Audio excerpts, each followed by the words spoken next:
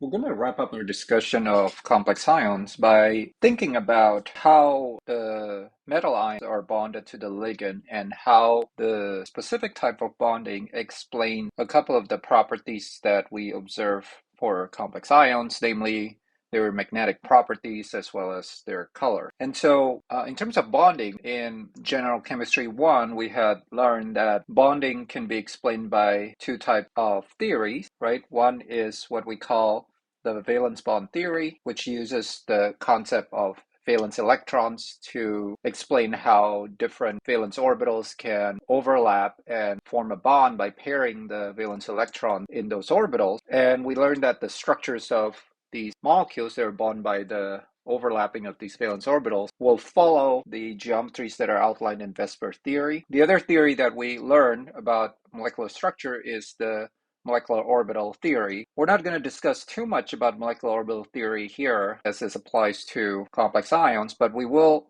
bring back some of the concept that we learned in valence bond theory to explain the bonding that happens in complex ions. So generally speaking, the way a complex ion is formed is by the ligand giving away its electron and putting those electrons in the empty orbital of a transition metal ion. So the process looks something like this. Let's say we're talking about the iron plus ion, which has 5 d-orbital electrons. The way we would do this is we would pack up all those electrons into 3 of those orbitals, and then we'll take the empty orbitals that are left, which is going to be 2 of those 3d orbitals, 1 of the 4s orbital, and 3 of the 4p orbitals, and we'll hybridize them. This is a concept that, again, you learn in General Chemistry 1 when we talk about those valence bond theory. And when we hybridize them, we have these new hybrid orbital, all 6 of them looking the same, and they will form a specific type of structure. If you happen to have 6, then we would form the octahedral structure, which explains why we see these complex ions forming octahedral structure when they're bonded to the ligand. And with 4 ligands, as it happens, you can have either tetrahedral or square planar, depending on which orbitals you actually use to make those orbitals. And then with 2 ligands, you're going to have a linear structure. So we kind of discussed this before in a previous section. As I just said, the coordinate covalent bond that was formed between the ligand and transition metal ion is a result of the donation of a pair of electrons from the ligand. So the ligand is the one that's bringing both electrons into this bond. The transition metal ions provide the orbital, a space for the electrons to be placed in, and once the electrons are placed in that empty orbital, then the coordinate covalent bond is formed. So this is what it looks like for a 6-bond structure, right? It's an octahedral structure. If you want to take a look at it from the perspective of the orbital, this is what it looks like. Again, this is a reminder that those orbitals are called sp3d2 or sometimes d2sp3, and that's because they're made of 2d orbitals, 3p orbitals, and 1s orbital hybridization. The problem with just this theory is that it doesn't completely explain the properties of complex ions. Namely, we know that complex ions, some of them are magnetic, some of them are not. We want to be able to explain why that is. And the other things that this theory doesn't explain is why specific colors are observed with complex ions. So some complex ions are blue, some complex ions are green, etc., etc. So we want to know how to explain those properties. In order for us to be able to do that, we need to use something called the crystal field theory. So this is something slightly separate from the valence bond theory. And to do this, there's a couple of assumptions that made. One is that as a first step, we'll treat all the ligands as just negative point charges. So instead of 6 different ammonia, for example, or 6 different water, or 6 different Cn minus, we'll just think of these ligands as negative charges. They're distributed. So for the octahedral structure, there will be 6 negative charges that are distributed around the central metal ion, right? And that, again, makes sense because the idea is that the ligand is bringing in a pair of electrons. Electrons are negatively charged, so that's why we're treating them in a simplified form as just negative point charge. The other simplification that is made here is to treat that metal ligand bond as a purely ionic bond, meaning that the electrons are completely donated from one side to the other, and so you have an ion, an anion interacting with a cation, which has a certain strength. Okay, now if you look at the ligand as negative charges and the bonds as just a pure ionic bond, we can then explain how the d orbitals that exist in the metal ion is split into 2 different types when the bonding the ligand and the metal ion happens. And this is what we refer to as d-orbital splitting. And it turns out that depending on the type of the ligands that you have, some ligands would tend to make a certain type of split, whereas other types of ligand will make a second type of split. So let me explain what I mean by this splitting. Okay, so let's take a look at the metal cation. Okay, so here's the metal cation, and the idea is that it has its own set of d orbitals, right? Because remember that the transitional metal ions, that's kind of the distinguishing characteristic of them, is that they have these d orbitals. You have to keep in mind one very important things about transitional metal cations, which is that when you go from the transition metal atom to transition metal ion, okay, you're removing some electrons. Those electrons are always first removed from the s orbital, because the s orbital is always the higher level orbital. So for example, if you're talking about those first row transition metal, like the one that we've been looking at so far, which are these ones right here, you notice that all of their configuration, which is given right here, starts with argon, which is 18 electrons. That's the noble gas before the start of the transition metal period. And then we have 4s2 in all before we go to the 3d orbital. So when we go and form, for example, titanium 2 plus, it's the s electrons that are being removed. So titanium 2 plus, in other words, would have a configuration of Ar and then 3. So it has 2 d orbitals left. If you're forming manganese 2, it'll be the s orbitals that are removed first. So the configuration of 2 is Ar5. Now, if you go to 4, then you're going to take 2 more from that.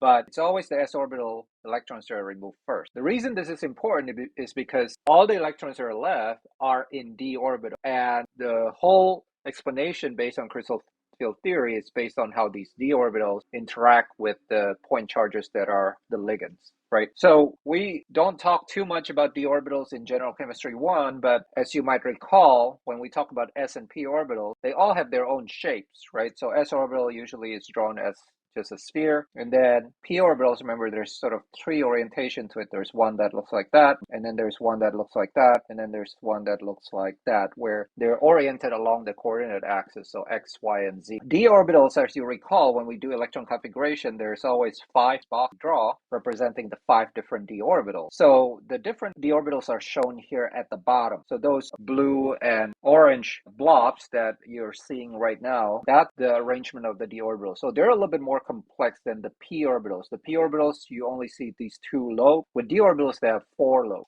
You don't need to know the specific importance of these lobes. They do have some importance, but with respect to the complex ion, what we want to know is just how those d orbitals are organized in space compared to the final structure of the complex ion, which, if you have 6 ligands, is going to form the octahedral structure. Okay, that's shown here on the top right. So the octahedral structure has the metal in the middle. It has 2 ligands, one on top, one on bottom, and then the 4 they're distributed this way. Now, what we want to think about is how that positions of those 6 ligands compare to the positions of the actual d orbital, which is where the electrons originally are positioned in the metal ion before the bonding happens. And what you'll see is that a couple of these positions of the d orbital exactly overlap with the position of the ligand.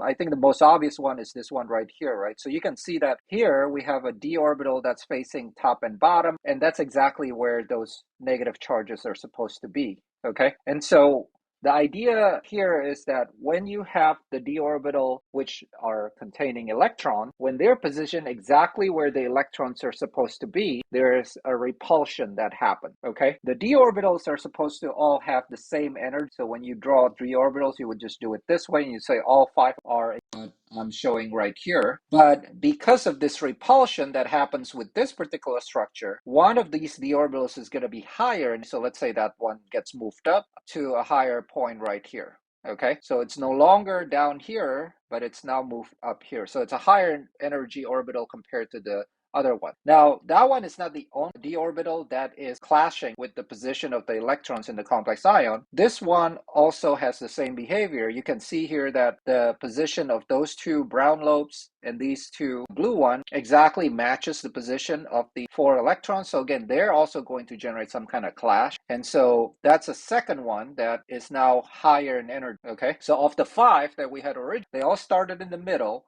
But then 2 of them now, because of the way they're oriented in 3 dimension and how that happens to clash with the position of the electrons in the complex ion, now have higher energy. The other three of these d orbitals, which is the dxy, dxz, and dyz orbitals, happen to not clash with the position of the ligands in the complex ion. So you can see here that the position of these blue d orbitals are exactly in between the two ligands. So here's the ligand. The d orbital is like right in the middle of them. The same thing right here.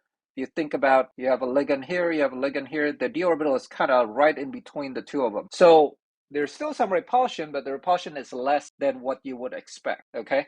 Because the repulsion is less, these three orbitals that was originally here now has lower energy, so they all drop down, and so we have three of them that are lower. So again, originally they're all in the middle, and then two of them got moved up because they happened to clash with the position of the ligand, and three of them got moved down because they don't clash with the position of the ligand. So this whole arrangement of the orbital is what we refer to as d-orbital splitting.